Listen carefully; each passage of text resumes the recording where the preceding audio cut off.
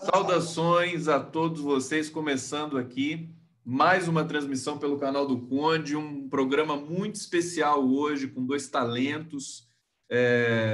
Eu estou aqui extasiado, curtindo o som do Diego Zangado e da Maria Clara Valli o dia todo. Vocês vão ter oportunidade de conhecer isso. Quero saudar todos que estão chegando aqui e quero saudar esse casal maravilhoso, Diego Zangado, Maria Clara Valli. Obrigado por terem aceitado o convite aqui de conversar com a gente no canal. Congelou a imagem, acho que é só uma instabilidade, mas agora voltou. Digam lá, tudo bem com vocês? Tudo bom, Conde? Aí, Conde, maravilha. Obrigada pelo convite. Que satisfação estar falando com vocês. Olha só esse set deles, né? Que está aqui tomando um cafezinho para a gente fazer a nossa entrevista. O que vocês estão? O que você está tomando aí, Maria Clara? Cafezinho pós-almoço. Cafezinho pós-almoço. Diego Zangado, Maria Clara Valli, vamos para o primeiro bloco aqui do nosso papo. Primeiro, eu queria que vocês falassem um pouco do trabalho de vocês, como é que está sendo essa quarentena, que agora mudou a realidade para o músico. O músico não pode mais se apresentar, né? E uma realidade que já não era das mais confortáveis, enfim, que a gente sabe da dificuldade para o músico sobreviver no Brasil, agora tem uma situação diferente. Como é que está sendo? Vocês, se lançaram também a fazer um trabalho pela internet, e é isso que eu quero apresentar hoje para todo mundo aqui que está chegando no canal do Conde. Diego, querido. Fala aí. Bom, é um momento, digamos, sensível, né, para a humanidade toda, né, para o Brasil principalmente, e para os músicos ainda mais, porque, de repente, a gente se viu sem a possibilidade de estar tocando nos palcos, na espécie de teatro, né, o nosso ofício da rua para o povo, e esse é o lado ruim da coisa, né? Tem outros que a gente vai falar. O lado bom é você se permitir, se reinventar, né? Pegar aquela arte toda e, gente, vamos compartilhar isso, vamos fazer, vamos acontecer. Eu acho que esse baque foi para todo mundo, né? Não sei se travou aí para vocês, para a gente você travou um pouquinho aqui. Travou um pouquinho, não, deu uma instabilidade aqui na transmissão, mas eu acho que é uma instabilidade que vai passar. Então, vamos seguir o nosso... Pode seguir. Tá. Foi um baque, assim, nós que somos músicos, né, somos casados e os dois são músicos independentes, nós somos professores também, só que nosso ganha-pão é subindo no palco, ensaiando, né, tendo contato e estando em lugares de preparação. Então, assim, da noite para o dia, realmente, nossa, a gente não tinha mais trabalho. Salvo exceções, a gente parou, respirou e falou, não, calma aí. Né? Ainda estamos em uma condição privilegiada, temos casa, temos comida, temos estrutura, Maria Clara, equipamento, internet, então vamos entender. E aí Deixa eu pedir um favor, porque realmente o som ficou embolado, deu uma oscilação na rede. Deixa eu só perguntar, a gente acabou não falando disso antes, porque estava tão boa a transmissão quando a gente testou. Vocês estão perto da internet? Estamos. A gente está com um repetidor, o que a gente pode fazer é ver se o pessoal desliga o Wi-Fi aqui na casa. Então, vamos lá. O Diego vai pedir para o pessoal dar uma desligada aqui. Tá, para não puxar muito, porque quando a gente entra ao vivo no YouTube, acho que tem uma demanda maior. Então, enquanto o Diego vai ver isso, a gente pode continuar conversando, Maria Clara. Deixa eu apresentar a Maria Clara para vocês. Primeiro eu vou no bate-papo aqui do canal do Conde, o pessoal chegando aqui para acompanhar. Gésia Hereda, Zenaide Virgínia, Guida Virgílio, Madalena Minucci, Glória Bastos Sampaio. Eles vão um pouco, vocês vão ver que maravilha que é o trabalho do Diego Zangado e da Maria Clara Valli. Maria Eugênia Bastos, quero saudar todos vocês, agradecer a presença, compartilhem a live. Pedro Antônio Cândido está dando uma mensagem aqui. Boa tarde, vi alguns vídeos dessa bela dupla, muito bom. A arte dos músicos está ajudando muitas pessoas a superar essa quarentena. Valeu, obrigado a todos os artistas. A Nália Torres está dizendo que o som estava ruim, mas a gente vai esperar regularizar aqui um pouquinho. O Diego está voltando. Eu vou apresentar para vocês. Primeiro vou apresentar a Maria Clara Vale, né? Musicista, violoncelista, compositora, arranjadora, educadora musical, residente na cidade do Rio de Janeiro, graduada pela Universidade Federal de São João del Rei, faz parte da Itiberê, Orquestra Família, por 10 anos, fez parte, né, da Orquestra Itiberê por 10 anos, participando da gravação de seus 3 discos e de várias apresentações e oficinas pelo Brasil e América Latina. Vamos falar primeiro da Maria Clara, depois a gente fala do Diego. Maria Clara, você viajou o mundo todo, eu vi que você esteve na África também. Como é que conta um pouquinho da sua história desse que você vem fazendo? Eu comecei a tocar violoncelo na orquestra do Itiberê. Itiberê é um músico que toca até hoje com o Hermeto Pascoal, um grande compositor. Foi meu primeiro professor e eu comecei meio na contramão, assim, porque eu comecei a tocar um instrumento que é ainda muito fechado dentro da música considerada erudita, apesar de eu não gostar desse termo, né? Mas a música de concerto. Né? E eu comecei já usando o instrumento de outra forma, né? Em outro contexto. Então, eu fiquei 10 anos aí minha primeira formação. E aí viajei com a orquestra, a gente viajou bastante pela América Latina. E aí depois eu saí da orquestra, né? Virou um grupo, a orquestra acabou. E aí eu falei, não, agora eu vou entrar na academia. Aí fui para a academia para estudar outro aspecto do instrumento, conhecer outras coisas e também estudar mais educação musical, que é um assunto que me interessa muito, né? A educação em si. Vocês são 2 educadores musicais também, são além de músicos talentosos que já participaram de gravações importantes. Agora eu vou apresentar o Diego Zangado para vocês, que não é... Esse Zangado, eu não ainda porque eu fiquei com medo de você ficar zangado comigo. Mas esse Zangado, de onde vem, Diego? É sobrenome mesmo? É apelido. Apelido, imaginei. Mas ele tem esse apelido, mas ele é um doce de pessoa. Todo mundo deve falar isso para você, né, Diego?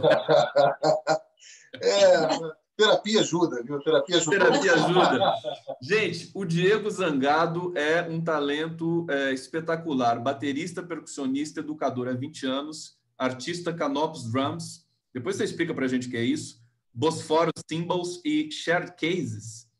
Já tocou nos mais importantes festivais de música da Europa, Japão, África, América do Norte, do Sul. Rodou bastante o Brasil, já gravou. Olha só com quem ele gravou. Francis Haime, Ivone Lara, Lenine, Ginga, Miúcha, Chico Buarque, Áurea Martins, Nilce Carvalho. Não tem fim aqui. Eu não vou nem ficar só falando os artistas espetaculares com quem o Diego grava. Só isso já dá um papo sem fim. Como é que é fazer parte desse time que representa a melhor música do mundo, na minha opinião, que é a música brasileira? Querido Diego Zangado, está com você, querido. Olha, eu me sinto muito privilegiado. As coisas elas foram acontecendo, né? Esse aí gravou / tocou, né? Com alguns eu toquei, com outros eu toquei e gravei, outros eu só gravei. Me sinto muito privilegiado e é muita sorte de poder fazer o que gosta, né? Eu também acho que a música brasileira é uma das músicas mais lindas do mundo. E uma das coisas que eu mais gosto de poder viajar pelo mundo é mostrar esse pequeno pedaço que é a música brasileira, né? E ver como isso faz bem para as pessoas. Né? Como é que foi o comecinho do seu trabalho? Como é que você foi para a bateria, foi para a percussão? De pequenininho? Olha, eu pequeno, eu tocava na Curimba, sabe? Minha família é da Curimba e eu tocava lá um atabaquezinho, mas isso depois passou. Eu não tenho músicos na família, não. Aí eu comecei tinha uma banda essa história é engraçada. Tinha uma banda de rock and roll, né? Todo mundo tinha banda de rock and roll, 13 anos. Geração 80. Eu tocava baixo, tocava contrabaixo. Por isso que eu sou um amigão de muitos baixistas. Né? Eu vi o Zé Luiz Maia naquele show ao vivo que eu vou passar daqui a pouco aqui para a galera. Sim, o Zé, pô, Zé parceiro teu, né? Muito amigo. Então, assim, eu tocava baixo e a gente estava tocando, até hoje eu lembro, assim, estava tocando Led Zeppelin, Stairway to Heaven. E aí o baterista não conseguia fazer as levadas, as viradas, né? Aí eu virei para ele e falei assim, Pô, cara, calma aí, deixa eu mostrar para você como é que é. Eu nunca tinha sentado na bateria. Peguei, sentei na bateria e toquei. Né? Fantástico. Aí todo mundo da banda virou e falou assim, caramba! O baixista é o baterista. A gente trocou de instrumento, né? O baterista me deu os pratos, eu dei o baixo para ele. E ele pegou o baixo, ele conseguiu tocar baixo. Aí conseguiu, né? Aí ficou, mas aí depois eu fui fazer escola de música Vila Lobos, escola que eu adoro, sou formado lá. Devo muito a essa escola, nós dois, né? Estou formado lá, porque é uma escola que, na época, né, respirava música. A escola, os professores tinham a cabeça maravilhosa de aberta. Eu acho. Preparou a gente. Assim. Desculpa te interromper, só um detalhe. Eu acho que é uma das poucas escolas gratuitas de ensino musical técnico, né? No estado do Rio, se eu não me engano. Sim. Tem a Ela fica na cidade do Rio de Janeiro, né? Ela fica bem no centro. Bem no centro. E posso só fazer um parênteses? Você falou de África, né? Eu tenho um grande amigo e grandes amigos, uma família praticamente que eu considero. Eu acabei de falar com eles antes do programa, lá de Luanda. Então, mandar um beijo, se o Ondiak estiver aí. Ondiak é um escritor, que é um parceiro meu com quem eu tenho um trabalho, né, de escrita e música construída ao vivo, né, em cena, assim. Faço das suas as minhas palavras também, dar um super abraço para a África, né, que também esse núcleo, quer dizer, essa coisa da musicalidade africana para o mundo, né? Toda a música, inclusive a brasileira, sobretudo a brasileira, muito influenciada pelos ritmos, pela melodia, por essa dicção da África. Acho que está na hora da gente já mostrar um pouquinho. Tocar um pouquinho. Música, vocês estão vendo que a percussão ali do Diego está montada. Cadê o violoncelo? Tá aqui. É violoncelo, coisa mais linda, né? Vocês vão ver que trabalho maravilhoso dessa dupla. Vamos fazer uma palhinha para o nosso público? Eu vou dar uma organizada. Senta lá, Diego. Vê se vocês estão vendo bem, Diego. Acho que a tomada está muito boa, viu? Tá. Vou torcer para o som ficar bom, porque às vezes quando tem ao vivo, pois é. ele dá uma pequena oscilada, mas vai ficar assim. Vamos lá. Vou ficar vocês aqui na tela grande. Fala pra gente o que vai ser. Bom, já que você está falando de África aí, a gente vai tocar uma música minha e do Hudson Santos chamada Odu. Odu quer dizer caminho em Yorubá, para que a gente abra os caminhos aí, todos que estão vendo, né? Vamos lá.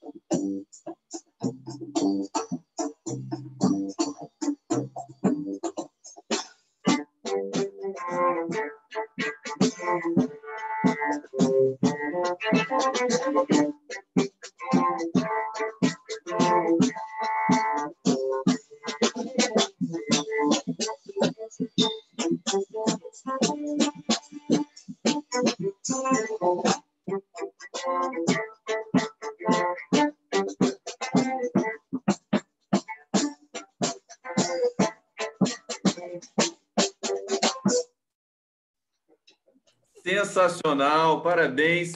A gente tem, o pessoal adorou aqui, todo mundo mandando corações, aqui, que lindo de ver e ouvir. Deixa eu ir para o bate-papo aqui só para celebrar esse momento aqui. Madalena Minucci, Hudson Campanha, Clarissa Pena, Asa Jandira Vidal dizendo aqui, Maria Eugênia lindo, dizendo lindo, Maria Giovanni Luz, que coisa mais linda. Eu tenho de dizer que realmente o som, quando vai para o YouTube, tem uma perda sonora. E a gente perdeu assim alguns detalhes da musicalidade, dessa sonoridade que vocês fazem aqui, mas eu quero dizer o seguinte: vocês estão fazendo essas apresentações periódicas no YouTube, no seu canal? Como é que está sendo isso? A gente tem feito lives pelo Instagram, que está sendo melhor o resultado, né? Mas quando a gente não compartilha, eu tenho percebido que quando a gente compartilha a internet fica um pouco mais difícil, né? Mas a gente tem participado, a gente participou de um festival chamado Se Acalme, que foi bem legal, foi a estreia do Du, foi o que motivou a gente. Falei, vamos fazer, vamos montar um Du, vamos apresentar. Né? Mas a gente está agora fazendo o quê? Uma por semana, né? Praticamente uma desses festivais. Vocês viram que essa situação de pandemia no mundo todo, eu queria até, a gente vai falar um pouquinho sobre isso, até porque o pessoal também tem essa necessidade. Eu quero saber também como é que vocês estão sentindo esse momento da humanidade. Não é uma coisa específica nem nada, quer dizer, o Brasil passa por um momento político, social e sanitário o mais grave da história. Mas antes de falar sobre isso, eu queria perguntar como é que vocês, na verdade, mencionar, né, o Chicoria, os grandes artistas, jazzistas, eles estão indo todos para a internet agora.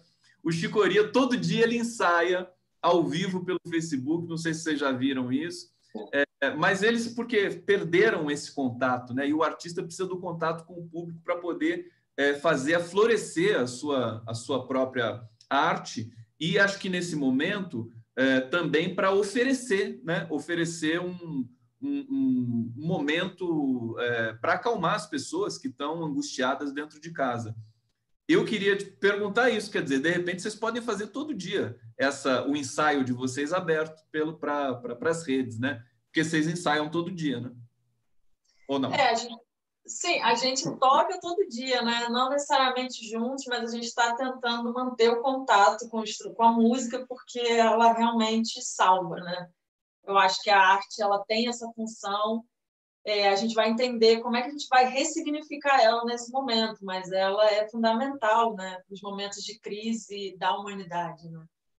E assim, para a gente está sendo desafiador, porque manter a energia, a vontade de fazer uma coisa num cenário, né, político que diz o contrário, né, que é para você não fazer. Mas para a gente está sendo para mim está sendo questão de sobrevivência, assim. Emocional, né, em todos os sentidos. Por não deixar de fazer. Eu estou tentando, assim, eu vou pegar no instrumento todo dia, seja para mostrar para alguém, ou seja para mim, ou seja para gravar alguma coisa, né, movimentar a música, né? Perfeito. Diego, conta uma história para a gente aí de bastidor, quer dizer, das gravações que você fez com tanta gente da música. Cuidado, né? Assim, tanta gente que você gravou. Fala um pouquinho dessa troca que rola no estúdio, do arranjo. Aliás, faltou uma coisa quando você estava falando do Led Zeppelin, da bateria, da troca, esse salto para percussão. Depois você fez a escola Vila Lobos. E como é que foi esse salto para percussão aí que você pôde? Não, o que eu esqueci de falar é que, enquanto acontecia isso, né, eu sempre gostei do choro, né, do chorinho, tocava pandeiro em roda de choro, tocava rock and roll, mas gostava de tocar um pandeiro em roda de choro. Então, tinha essa ligação com essa música mais tradicional brasileira ao mesmo tempo, né?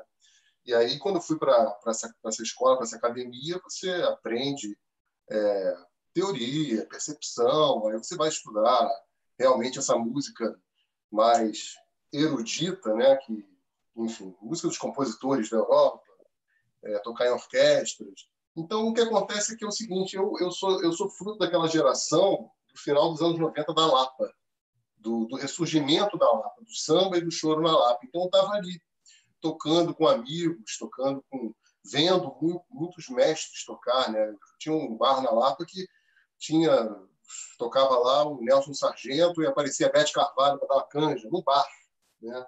E aí você podia tomar uma cerveja trocando uma ideia com eles, é uma coisa maravilhosa. Então, sou um pouco fruto disso, né? dessa coisa toda. E foi naturalmente que as coisas foram acontecendo. Eu tinha um grupo de amigos que tocava lá, que era um grupo de samba que depois ele tem uma carreira muito solidificada hoje em dia, que é o Casuarina, né? Tem 18 anos do grupo, embora eu não esteja trabalhando mais com eles, mas é um grupo de queridos. E esse grupo a gente começou junto, garotos, né? Eles até tinham outras profissões, e a gente foi crescendo juntos, e nisso uma coisa foi chamando outra, foi conhecendo outros, né? Eu cheguei no Francis Raia pelo pessoal do choro, por esse meu amigo Caio Márcio, que é violonista, também um super violonista, eu conheço ele desde... Super, estou com um vídeo aqui com vocês, já vou colocar para a turma ver.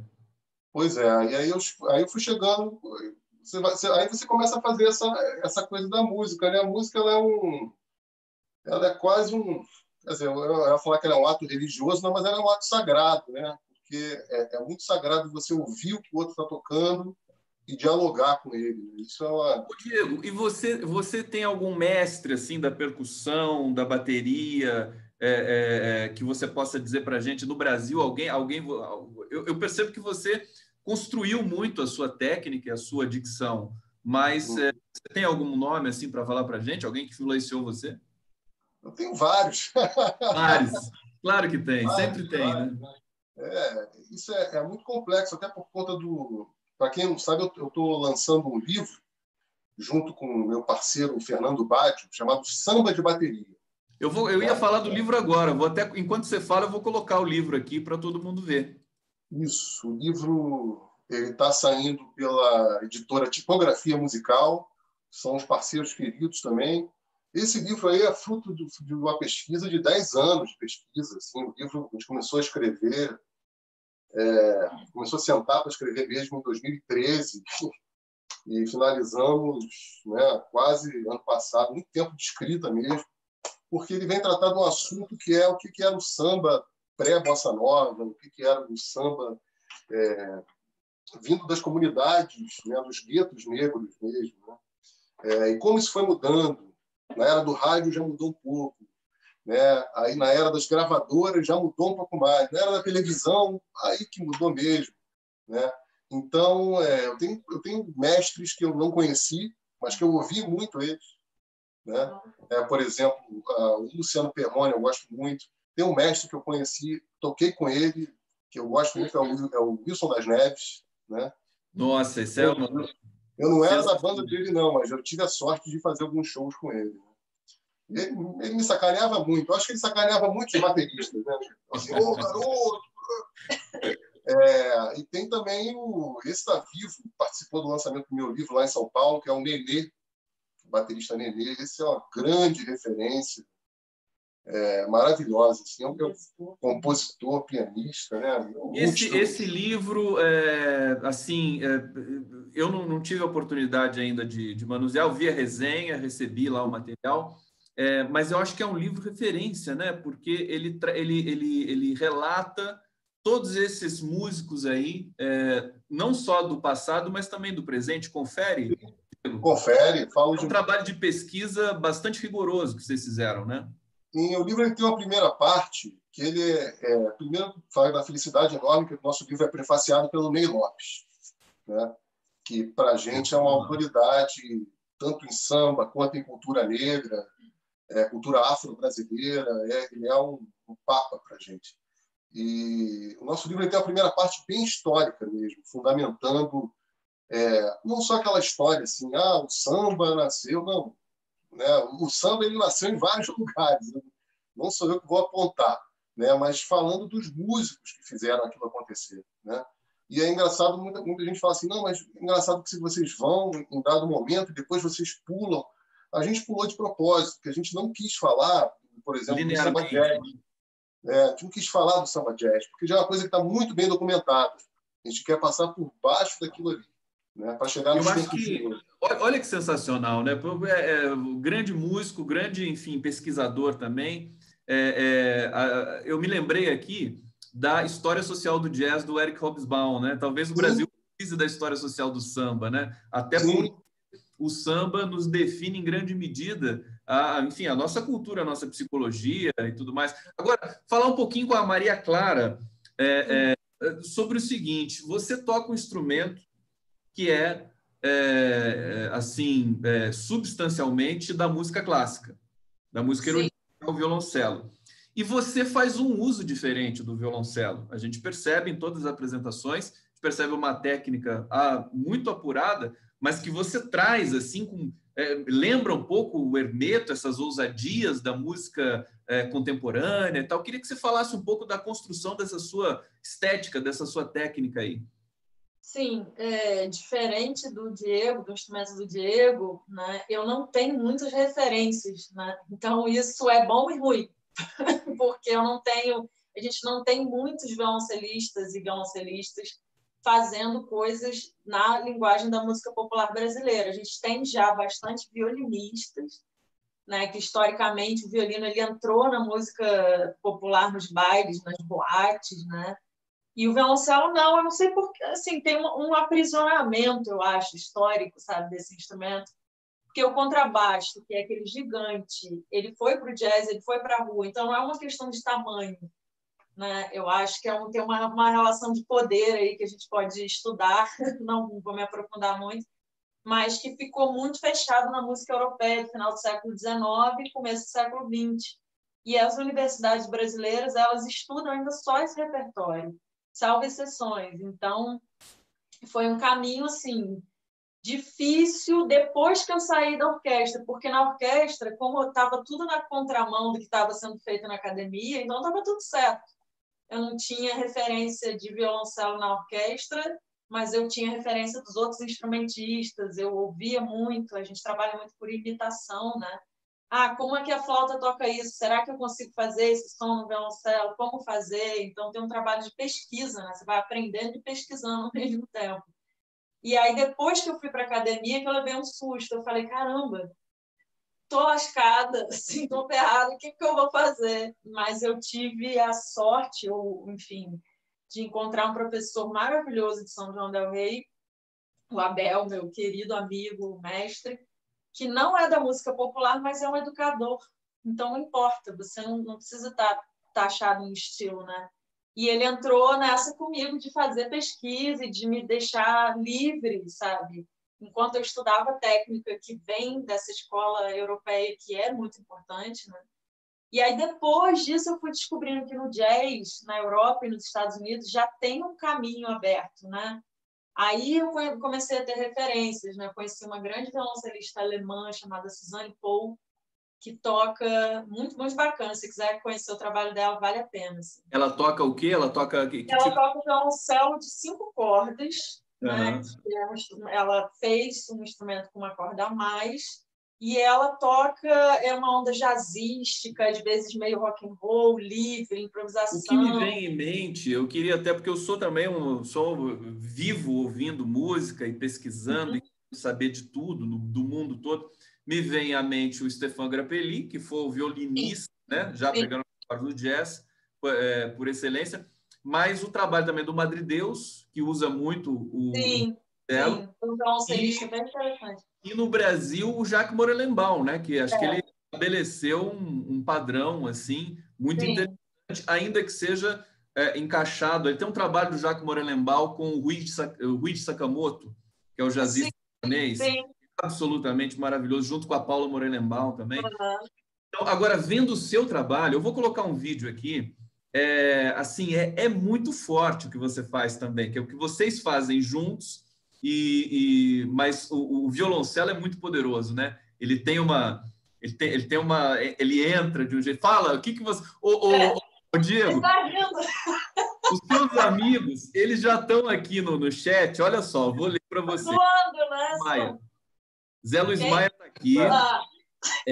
Deixa eu ver. Maria Eugênio dizendo, gosto muito dela. Acho que ele está falando de você aqui. Madalena Minucci. Uma pergunta para Maria Clara. Tem praticado bordado também? Isso é coisa também. Olha só. Marcela Araraquara. Diego Nervoso. Bonita camisa. Diego Zangaro, Diego Nervoso. Olha que bacana aqui. Peraí, tem que ter uma trollagem aqui. Zé Luiz Maia. Condão. O Diego faz a melhor imitação do Chico que existe. Imita o Chico pra gente, Zangaro. Faz. Tem que tomar umas cachaças antes. Já comecei aqui. Muito mais bom. pro final, sem te lembrar. Mais pro final? Tá bom. Então vamos deixar pro final. O Zé Luiz Maia deu sugestão aqui. Deixa eu ver. Bom, agora então é o seguinte, gente. Deixa eu colocar, porque agora o som vai ficar perfeito, porque o som vai estar de acordo aqui em função do aplicativo. Deixa eu escolher aqui o som que a gente vai pôr. Essa do Pedro Iaco aqui me emocionou demais. Vou colocar um trechinho, porque senão fica muito longo também para o nosso programa aqui. Deixa eu só ver aqui. Compartilhar com som.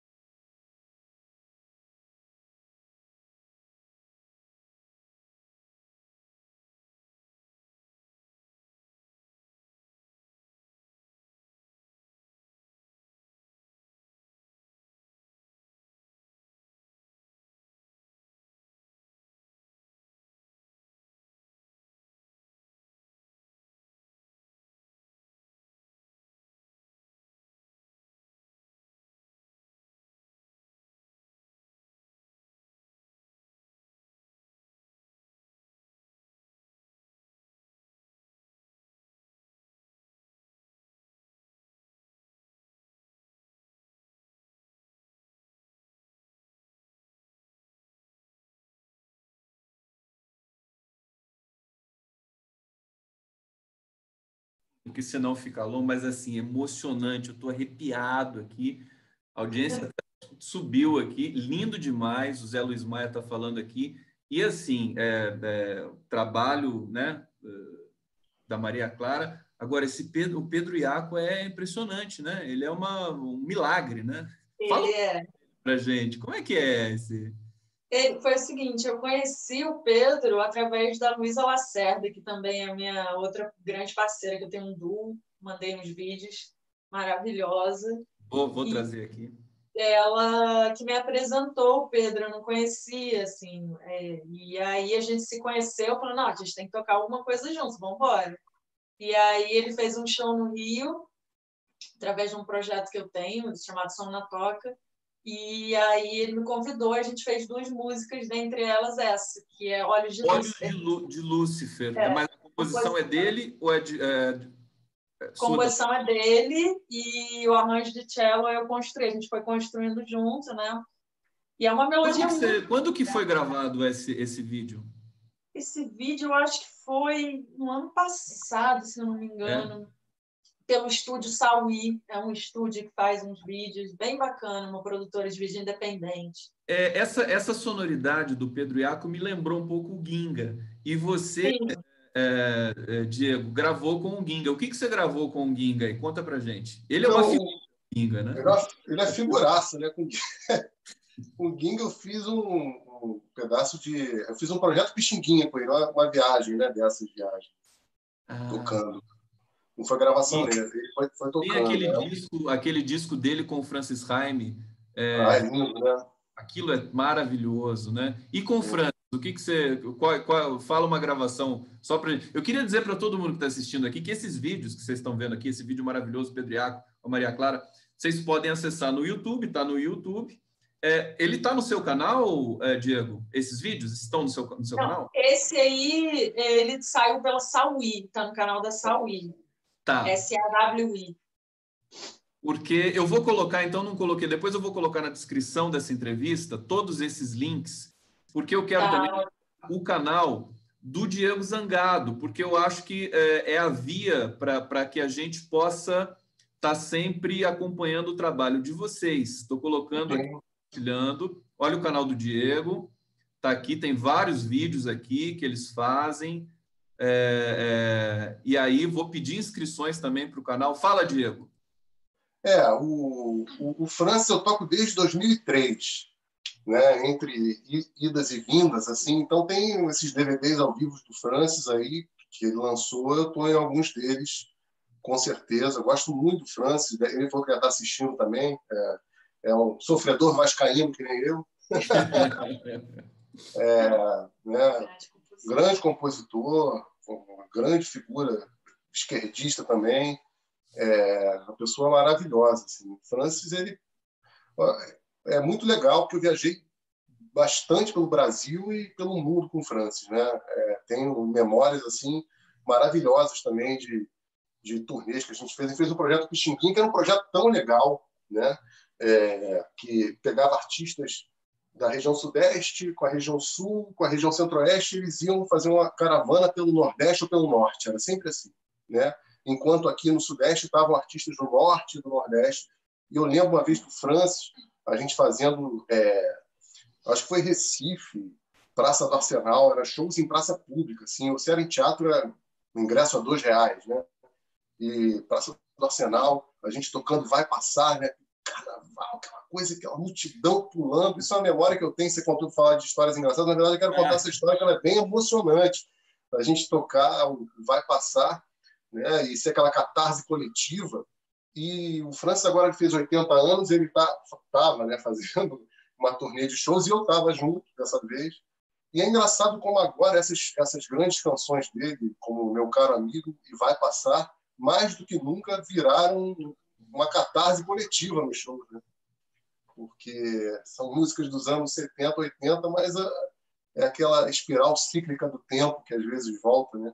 E como é lindo o poder da música brasileira, esse poder de catarse, de poder exorcizar esses demônios aí. Exorcizar. Eu quero aproveitar, já que você falou assim de esquerda, músico de esquerda, tal, eu quero trazer uma coisa que é o seguinte: todo esse cancioneiro pelo qual vocês transitam também, apesar de que vocês são muito contemporâneos, a gente percebe que vocês criam de muita coisa, não fica só revisitando, digamos assim, o passado, mas esse passado, o cancioneiro do Chico, do Francis, do Gil, do Caetano, do João Bosco de Blanc, que estabeleceram um imaginário sobre o Brasil, é muito poderoso.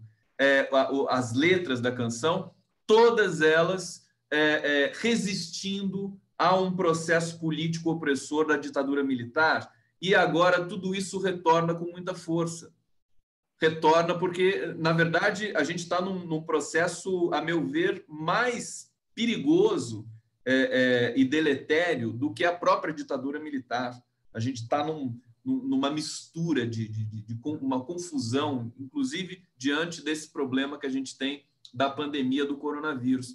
Fala um pouco para a gente, vocês dois aí, sobre essa questão que a gente vive no momento, que é o ataque à cultura, desmerecimento do artista, o ataque às universidades, dentro da visão musical de vocês, assim, como é que a gente pode enunciar alguma coisa de resistência e de combate a tudo isso?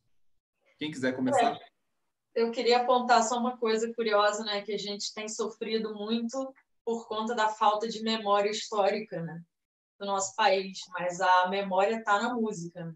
A música resiste porque eu acho que é também uma das poucas fontes de memória, né, além das pessoas que sobreviveram, óbvio, né, mas assim, a memória mesmo do país, né, ela está gravada também nessas canções. Então, a música tem essa importância também. Eu gosto de entender a música como uma linguagem, né? Eu, particularmente, gosto de entender assim. E também que tem várias funções, né? Dentre elas, o entretenimento. Mas o entretenimento é uma função, né? E eu acho que a gente paga um preço muito caro por entender que a música só serve para o entretenimento. E não é. Né? A música é uma manifestação artística que ela move estruturas, né? Ela provoca sensações, ela gera emoções de raiva, de ódio, de tristeza, e isso é fundamental para o nosso conhecimento, para o impulsionamento da vida. Né? Elas definem, a música definem o destino político de um país inteiro. A gente está vendo o trompetista, que é meu amigo Fabiano Leitão, tocar o riff das campanhas do Lula, que não é nem das campanhas, mas é de uma manifestação espontânea das pessoas. Sim. A gente sabe do jingle, da importância até para as questões políticas, embora isso esteja mudando um pouco, mas eu só estou amplificando um pouco o que você está dizendo, que acho que é feito muito encaixa perfeitamente naquilo que a gente concebe sobre o papel da musicalidade. Quer dizer, é político também, né? A música é uma dimensão da política. E agora o que a gente está fazendo também tem essa importância, né? Por isso que eu, conversando com muitas amigas e amigos, né, que às vezes estão para baixo, não estão conseguindo, eu falo, cara, a nossa arma é o nosso instrumento, é a nossa musicalidade. A gente, nesse momento, tem um papel de responsabilidade social, né? Que eu tenho batido muito nessa tecla. Não é obrigação, claro, se a pessoa está mal, ela não é obrigada a fazer nada, tem que respeitar os seus tempos. Mas a música ela tem esse poder. Nesse momento, ela é uma arma de guerra, eu diria. Né? Diego, como é que você vê esse momento, o papel da música, o papel do músico e essa angústia que que a gente passa, política no país, né? Lamentável, a gente teve golpe, a gente teve prisão, a gente teve eleição de uma pessoa que está totalmente desconectada da sociedade brasileira, se não por outras vias que são vias do famoso gabinete do ódio e tal. Queria que você falasse um pouquinho disso à vontade aí, Diego, zangado. Não fica zangado, hein? Não, eu acho que a música, né, para o músico e para o amante da música, ela sempre vai ser a cura dos males, né? Então, meio que pegando gancho nisso que a Maria acabou de falar, a gente toca primeiro para a gente se curar, né? E depois para curar os outros. É um ato, é uma coisa tão complexa e tão amplitude tão grande, na minha visão, que é um ato religioso, político e revolucionário. Entendeu? Caminha nessas três partes, assim. Eu vi uma discussão entre músicos no Facebook falando: mas para que está fazendo essa live? Está trabalhando de graça? Né? Entra essa discussão que é importante e é necessária também. A posição do músico falou que tipo, não vou fazer porque eu não trabalho de graça. Mas a questão aqui ela é além de trabalhar, né? É uma questão meio, como eu disse, isso que eu falei, é uma cura. Para mim é uma autocura. E quando eu escuto a Maria, eu também me sinto mais aliviado, sabe? Me sinto também mais curado. E se a gente soma isso, é aquela velha história. Eu estou sentindo falta de tocar em palco. Isso aqui é o meu palco, né? Eu saio daqui maravilhado, saio do quartinho aqui da minha sogra maravilhado como se estivesse saindo do Madison Square Garden. Nossa, não, a gente toma banho, se arruma. Se arruma, faz uma produção, né? Estuda, ensaia, né? Pensa a luz, pensa aquela coisa. Então, para mim, é essa questão, porque eu não vou viver num estado de negação, né? Se isso aconteceu, se esse cara está aí, é porque existem aqueles 30% que pensam igual a ele, e ele tem uma equipe de propaganda, time aqui de propaganda muito boa, né? Que conseguiu enganar uma porcentagem enorme de pessoas que hoje dizem estarem desenganadas, né? Mas não sei, eu acho isso eu acho violento. Eu acho uma questão, eu acho uma coisa violenta, né? E a gente só vai conseguir vencer eles, cada um dando a sua arte de melhor, né? Quer dizer, a gente que pode dar a nossa arte, vamos dar a nossa arte. Ah, mas como é que você vai fazer? Na hora de bater panela, vamos bater os pratos, fazer um solo de bateria, né? Ela vai tocar lá. O cello não dá, porque o cello é tão angelical, né? O cello é uma coisa... Não, mas não, a Maria Clara faz o cello suar forte também, naquele toques pode ser angelical, como pode ser demoníaco. Falando nessa questão, eu vou colocar mais um vídeo de vocês tocando exatamente nesse cenário onde vocês estão. Legal. Isso, é legal.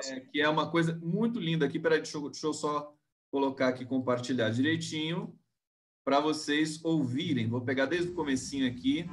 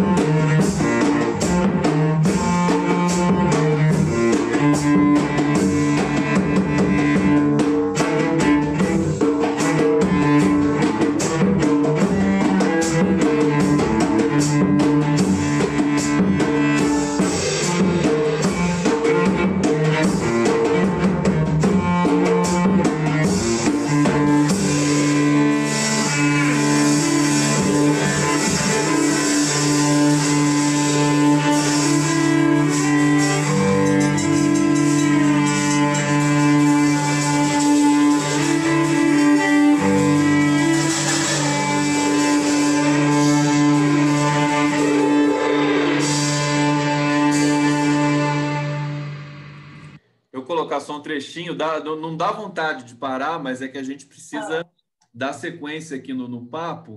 E que bonito esse trabalho.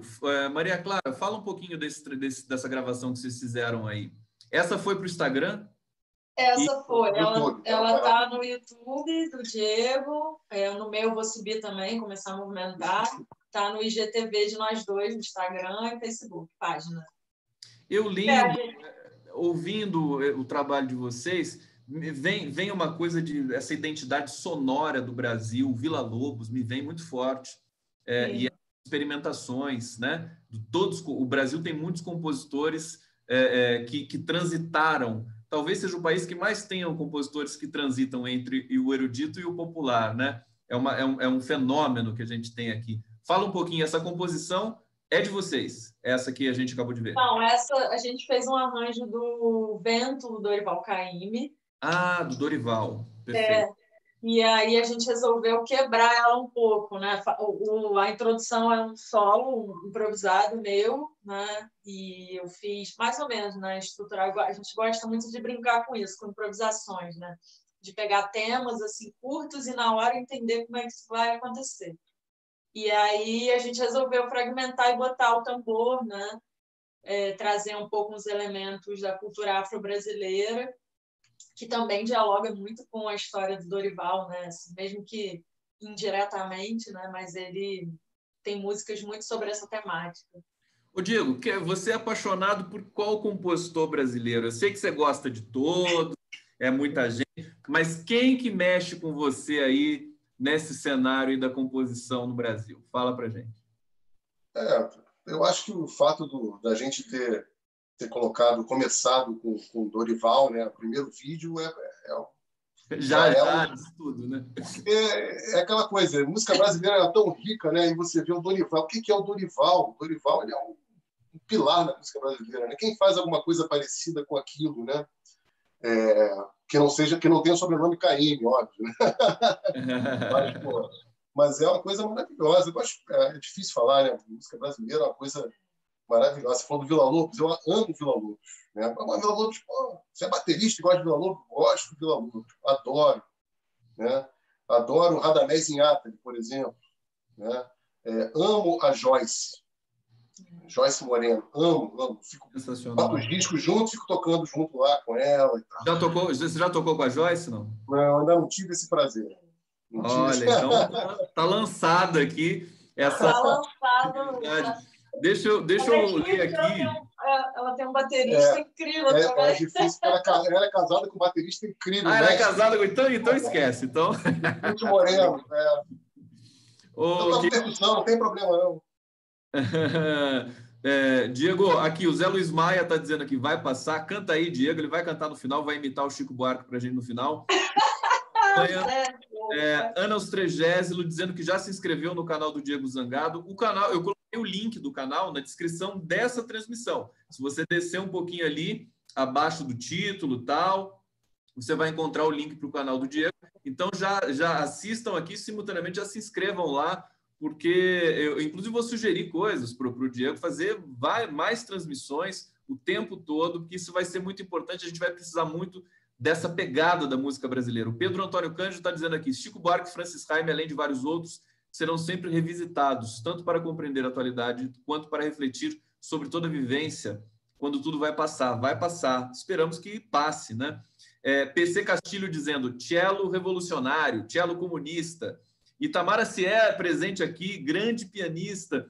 Salve, queridos Gustavo, Diego e Maria Clara. Olha que maravilha. Vocês já tocaram com o Itamar? Claro, né? Sim. Já. Eu toquei numa situação muito engraçada, que foi numa peça sobre o André Rebouças, né? A história do André Rebouças. Só que foi uma catástrofe estruturalmente a peça. Uma história engraçada. Tamar deve estar lembrando aí. Um beijo, Tamar, um beijo, PC, tá aí também. PC também. Grande PC música, também né?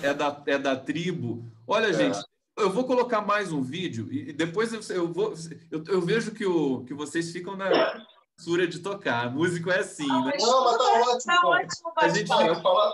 Porque eu só não quero abusar, porque o som não fica 100%, né, no YouTube. Mas a gente vai fazer mais um take, mas eu quero passar mais um dos vídeos aqui que vocês mandaram para mim, que são espetaculares, gente. É uma coisa emocionante. Eu vou botar esse agora com o Caio Márcio. Sintam.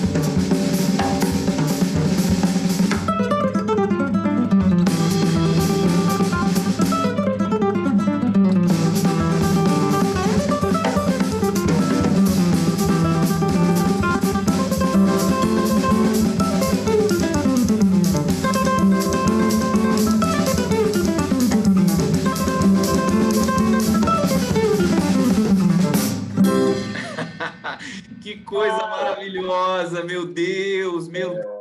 Como é que pode uma coisa dessa? Essa deu para tocar inteira, aquela curtinha. E que lindo, a gente falou do Ernesto Nazaré e essa é um tema do Ernesto Nazaré. Fala para a gente essa gravação. Aliás, cada gravação, uma mais linda que a outra, que é filmada em película, né, de cinema, tá tão bonito tudo isso que vocês estão tocando aí. Caio Márcio, isso aí. Tem que botar no seu canal. Essa tá no meu canal. Eu quero falar para todo mundo também que meu canal vai entrar mais clipes nossos, né? Sim. Vai entrar clipe também de uma série que eu estou pensando muito doida, que é pegar amigos tocando, vídeos que já existem, eu tocar por cima, né? Esse tipo de coisa. Mas o Caio, eu conheço desde 1995. Então, a gente é amigo há muito tempo. E toca junto há muito tempo. Então, a gente resolveu esse ano, final do ano passado, 2019, a gente resolveu lançar um disco de duo tocando só Ernesto Nazaré. Então, a gente tem alguma coisa gravada e alguns vídeos. Tem esse álbum? Vocês gravaram um álbum só de Nazaré? Ele está gravado, a gente ainda não está mixando e masterizando, ainda não lançamos. E aí tem alguns vídeos dessa gravação, e esses vídeos aí são da gravação, a gente não é clipe, não, a gente gravando mesmo. E é só, o álbum vai ser só violão e percussão? Só.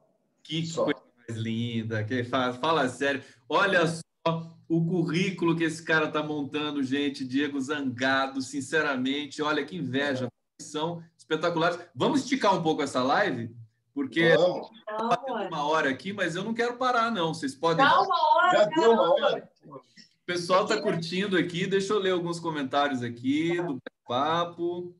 Espera aí. Live tá linda. O pessoal fica... André Lacerda, lindo demais. Clarissa Pena... são queridos de vocês aí. Itamar Acier dizendo, salve, querido. O Itamar Acier, ele disse aqui o seguinte, quer ver? Ele disse que lembra daquele episódio. Estou lembrando sim, Maria Clara. Beijos. Ai. Diego é muito fera, música é tudo, música boa, Maria Eugênia. Que maravilha. Tá maior clima aqui no bate-papo também.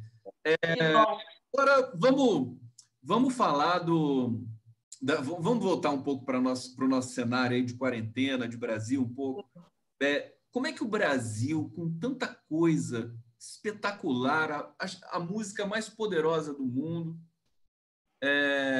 essa multiplicidade que a gente tem cultural, histórica, de formação, a gente viveu um sonho recente, porque a gente viu 40 milhões de brasileiros entrarem, né, começarem a fazer parte da economia brasileira, eles não faziam naquele momento. Como é que um país desse pode colocar tudo a perder? Será que é para a gente aprender uma lição, isso que a gente está passando nesse momento? Que a gente já teve uma lição dolorosa com a ditadura militar. Por que ter outra lição tão dolorosa como essa? Mais uma vez, o caminho, eu acho que é através da arte para a gente sublimar e tentar fazer essa travessia para chegar em algum lugar e poder sorrir novamente e sonhar novamente, né? O futuro foi roubado da gente. Como é que a gente conserta isso, Diego, Maria Clara? Eu confesso que semana passada eu tive um acesso de raiva, assim, que eu tive que fazer um detox um pouco, porque a raiva estava me consumindo. E eu acho que é importante a gente sentir raiva, mas é importante nesse momento também a gente não só ficar sentindo raiva, né? Senão a gente perde poder de ação. Mas eu acho que o nosso... Enfim, eu acompanho bastante seu canal, inclusive, só para dizer aqui. Gosto muito das suas colocações, compartilho de muitos sentimentos, mas eu acho que a gente tem um problema estrutural muito entranhado. Então, eu acho que é natural, apesar de ser doloroso, que ele não se resolva tão rápido, né? A gente vai passar por muitas lutas ainda. Então, assim, e é difícil, né? Enfim, um racismo estrutural absurdo, desigualdade absurda, né? Todas essas questões que a gente sabe, e poucas pessoas que não vão largar o poder fácil, né? Pessoas com muito poder, né? E que não vão largar, e a gente vai ter que lutar mesmo, assim, muito, eu acho. Eu ainda espero algumas quedas, assim, eu confesso, mas eu sinto que cada vez a gente está num lugar diferente, né? O mundo está em outro lugar, então a gente também não está estagnado. A gente não está lutando como a gente lutou há 20 anos atrás. Né? A gente está existe uma desmobilização, existe... Você sabe que eu, análise diária, eu só vou fazer uma intervenção só para dizer uma coisa. eu acho que a gente está num momento a linguagem vai passar por uma transformação, deve passar para a gente superar esse momento, porque veja só o que aconteceu, né? A gente está diante de um problema super complicado, que já tem uma experiência da Europa e dos Estados Unidos, que fracassou, da questão da quarentena, do afrouxamento de quarentena, e nós estamos entrando no Brasil nessa ciranda do afrouxamento das medidas.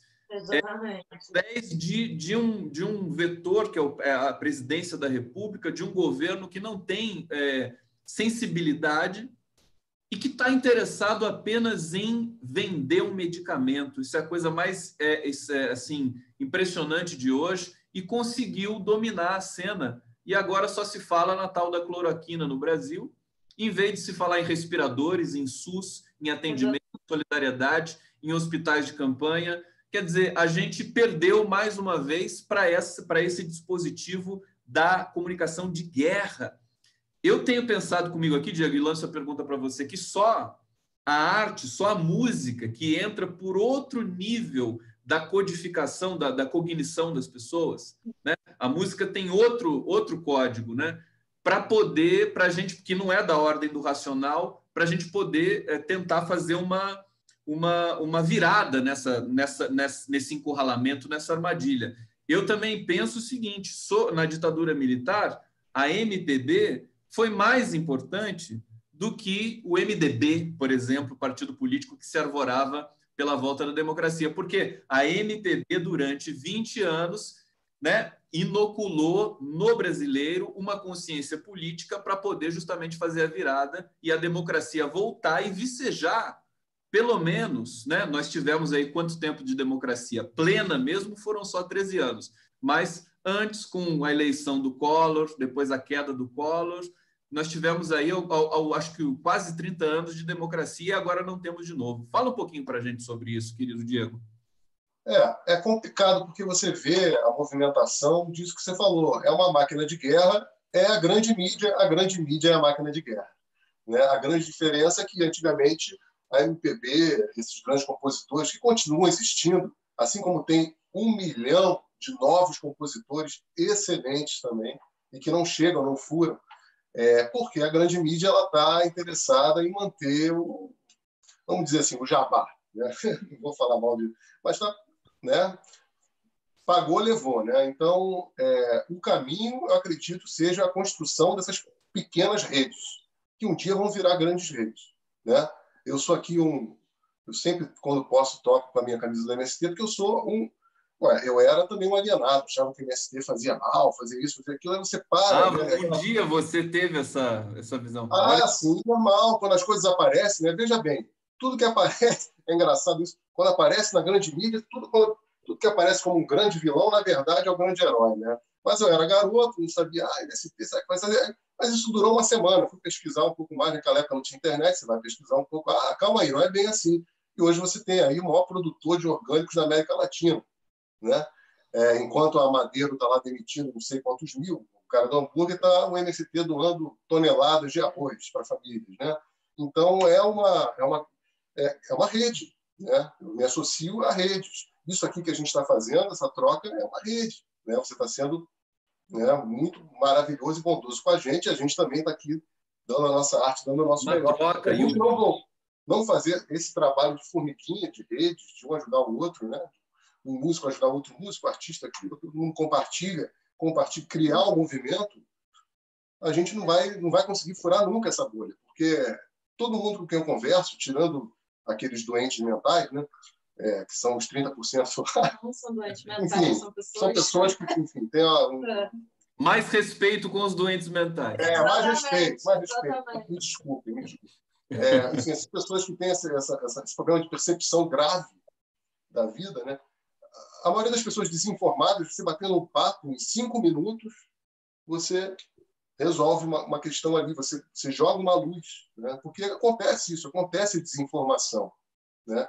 Eu acho que o nosso caminho é esse, a construção de pequenas redes para que isso vá gerando. Acho espetacular o que você está falando, Diego, e vou acrescentar o seguinte: só uma pandemia, só um estado tão dramático e limítrofe no cenário mundial para fazer a esquerda ir para a internet. Isso é até um pouco engraçado, porque entrou na internet, se instrumentalizou imediatamente, foi extrema-direita. É isso que a gente está vendo hoje. E agora a esquerda, aos pouquinhos, perde um pouco o preconceito de achar que só tem mentira. Não, tem coisa boa. É hora de a internet realmente mostrar o seu lado bom das redes, né? É obrigatório, agora não tem mais saída, né? Não tem mais.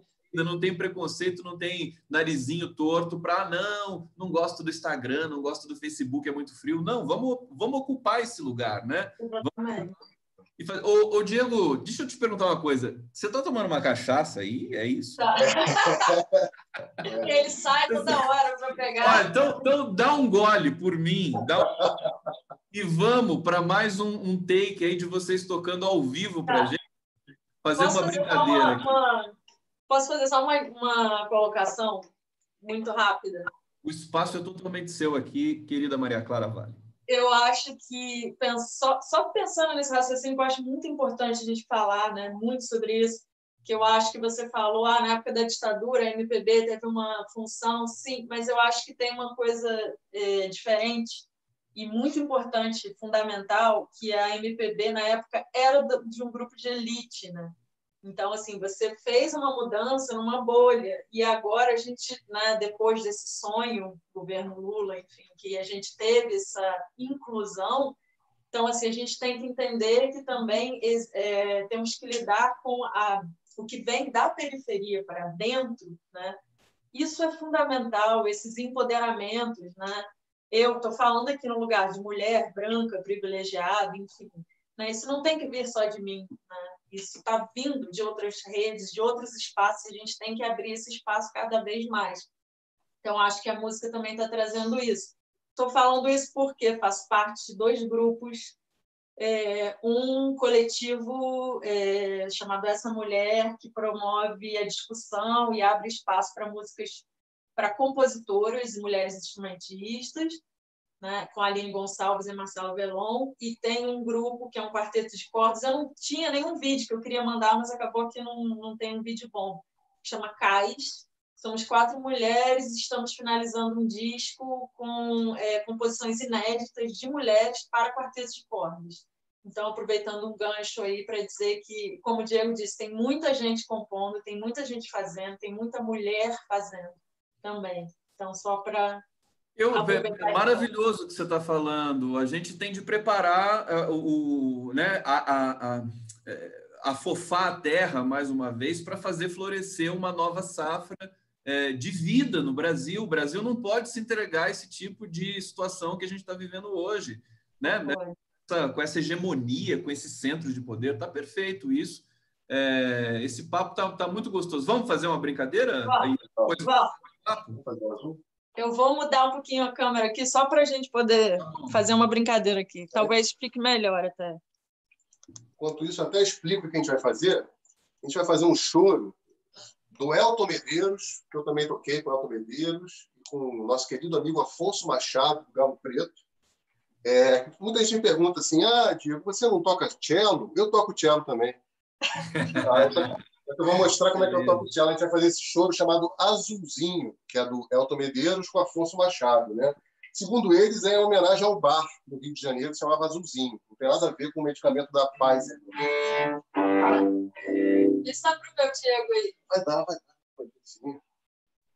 Tá legal. Cuidado aqui, tá?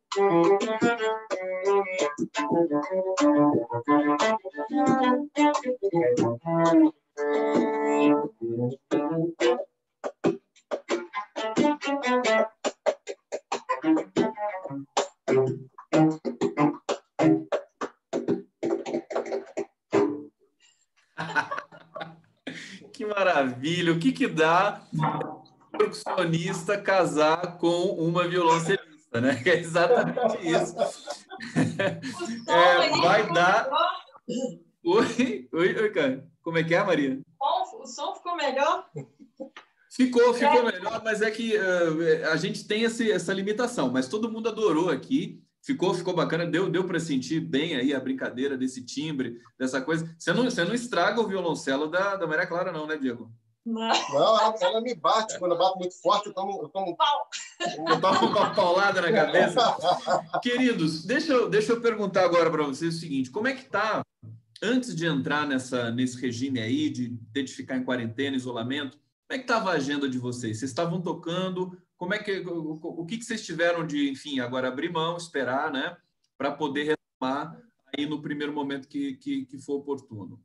Como é que estava isso?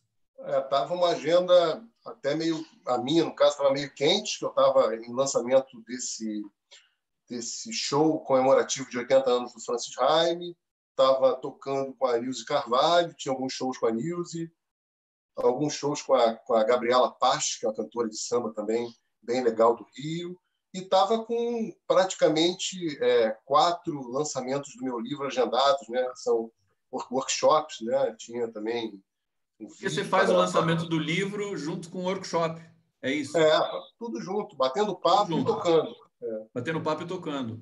Você chegou a fazer em São Paulo, né? Fiz em São Paulo e fiz no Rio também. E fez no Rio. São Paulo consegui fazer com o meu parceiro, o Fernando Baggio, ele mora em Portugal, veio para cá para lançar e a gente lançou em São Paulo, naquela biblioteca maravilhosa, né? Centro Centro Cultural São Paulo, foi muito legal. Deixa eu levantar o celular. E lançamos aqui no Rio, no Teatro João Caetano, na aula inaugural da Escola de Música Vila Lobos. E tinha outros lançamentos agora, Juiz de Fora, ia retornar para o interior de São Paulo, Campinas, e aí... Vamos torcer para que a gente volte, né? Vamos vencer essa batalha primeiro, né? Claro.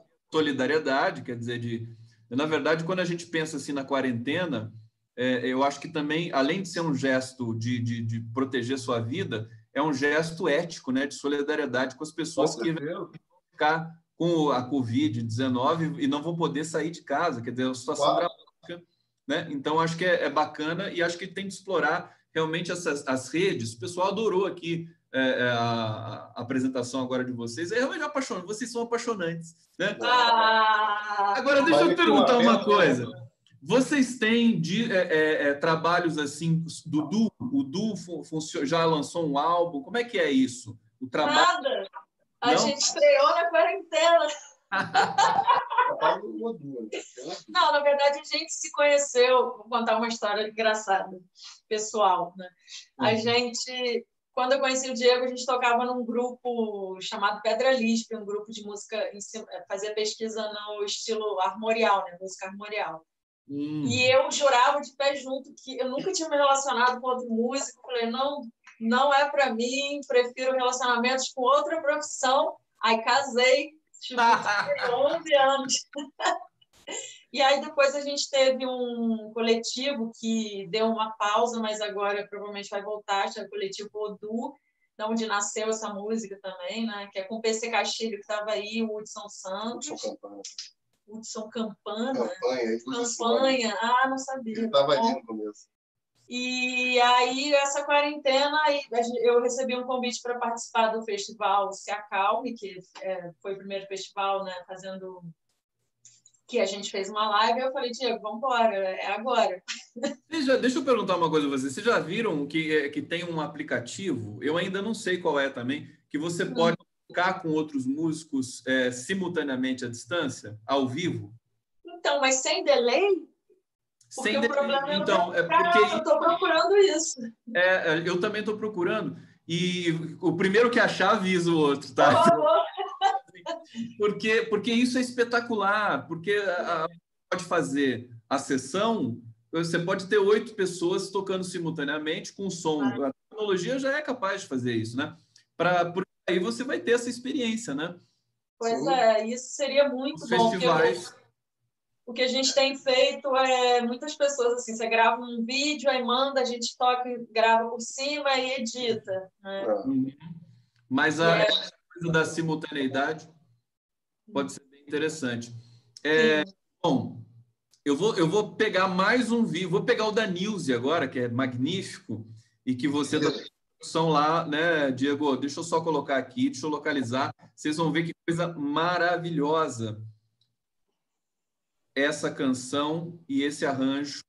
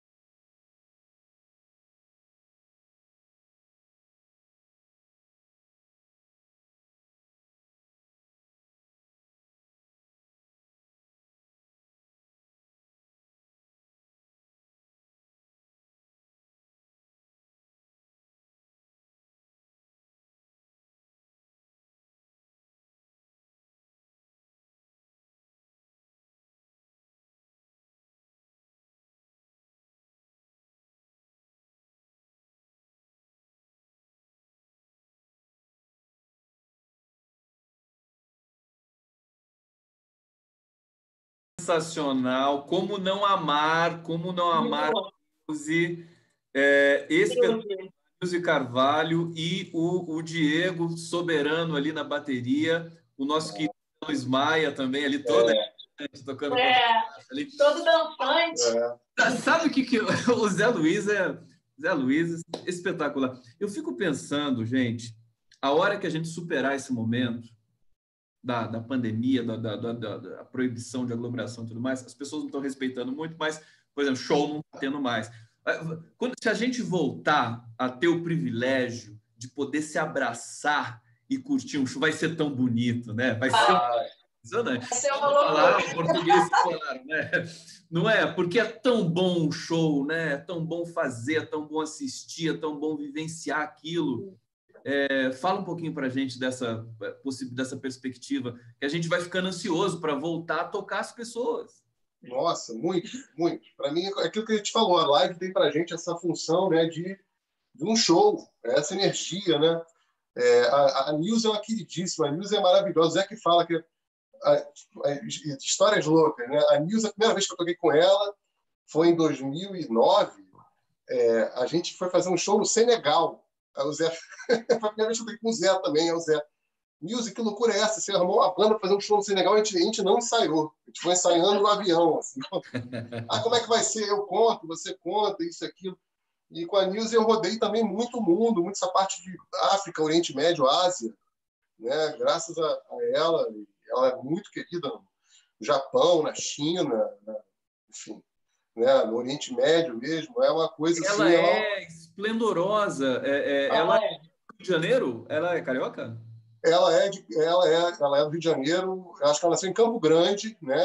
Ela é uma virtuose do bandolim, ela tem vários vinis que ela lançou quando era menina, né? Os famosos choros de menina. E é engraçado, a gente viajando mundo afora, Japão, Europa, as pessoas vêm com vinil, ela com foto de menininha, assim, tocando. A Nilce é demais. E ela está fazendo várias lives também, é só acompanhar no perfil dela, canal. Não sei se ela faz pelo YouTube, acho que mais pelo Instagram. Mais pelo Instagram.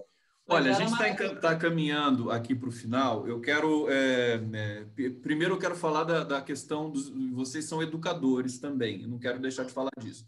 Acho que vocês estão fazendo aulas, videoaulas também na internet. Fala um pouquinho sobre esse papel, sobre essa, enfim, falta que vocês devem estar sentindo também de estar junto com pessoas que querem tocar e tudo mais. Como é que está sendo essa experiência?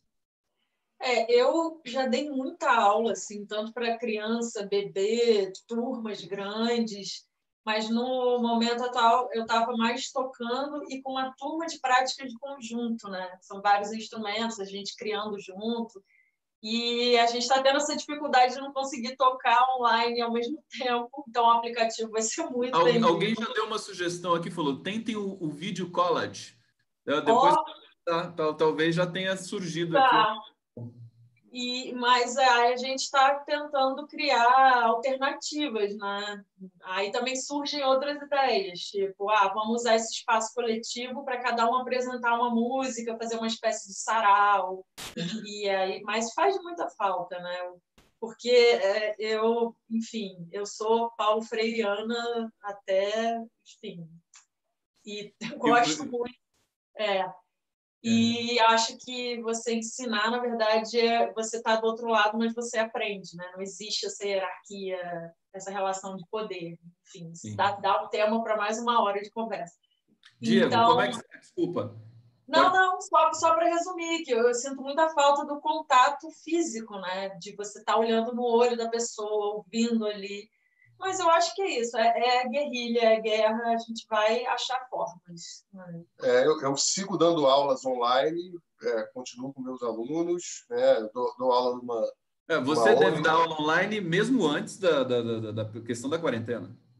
Sim, dou aula online, sigo dando aula também numa ONG, Instituto Conselho Pinheiro, que eu dou aula com crianças da Maré, continua online agora.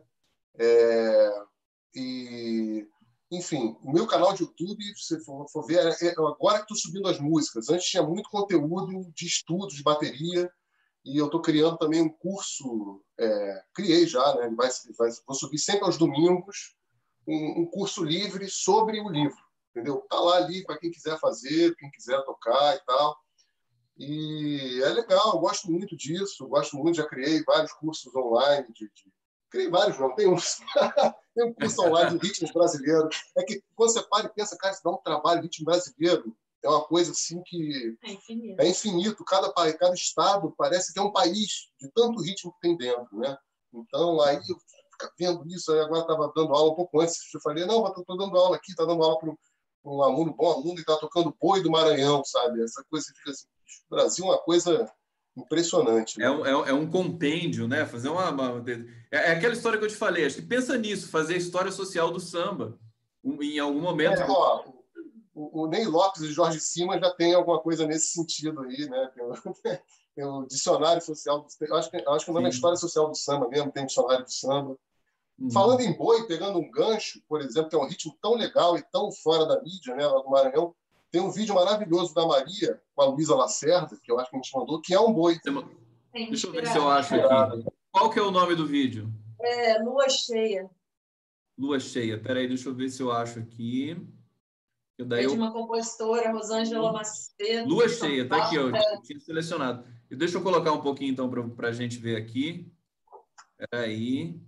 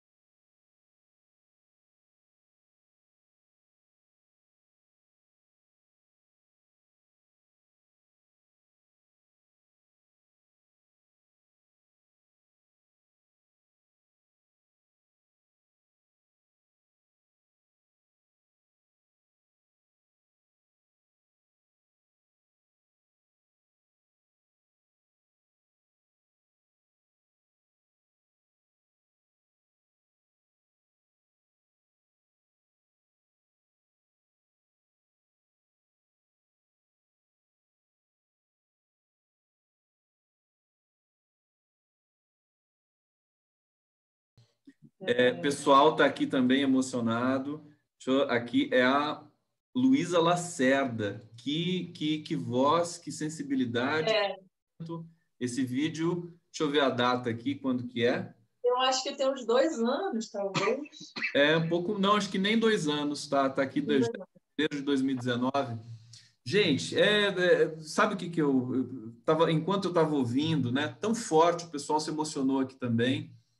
Eu quero dizer para todo mundo que está assistindo aqui a transmissão que eu vou colocar os links no bate-papo, na descrição, para vocês verem todo essa sequência que a gente assistiu aqui. Tô me sentindo super bem de falar com vocês e de experimentar, de estar perto, né? Estou apaixonado por vocês. Quero dizer que o público também está super aqui empenhado e acompanhando, a gente está junto. E eu acho que a história vai dizer, né? Esse momento tenebroso do Brasil, gente fazendo música desse nível de beleza e de intensidade. Quer dizer, acho que isso já diz tudo o que foi, o que é a vida da gente, né? Acho que isso é orgulho, né? A gente tem orgulho de vocês por estarem fazendo um trabalho tão lindo. E agora, Diego Zangado, as pessoas estão aqui perguntando, cadê o Chico Buarque? Cadê o Chico? Vai ter que cantar. Eu vou entrevistar o Chico Buarque. É o seguinte, vai. Tanto para... Eu não sei, você imita ele falando ou imita ele cantando, Diego? Cantando. Isso é intriga do Zé. É intriga do Zé. Pensou que não tinha mais pensão. Vai, só uma palhinha. Eu quero só... Cadê o... O que você vai tocar? Agora está todo mundo esperando o Chico Buarque aqui. Pensou que eu não vinha mais, pensou. Cansou de esperar por mim.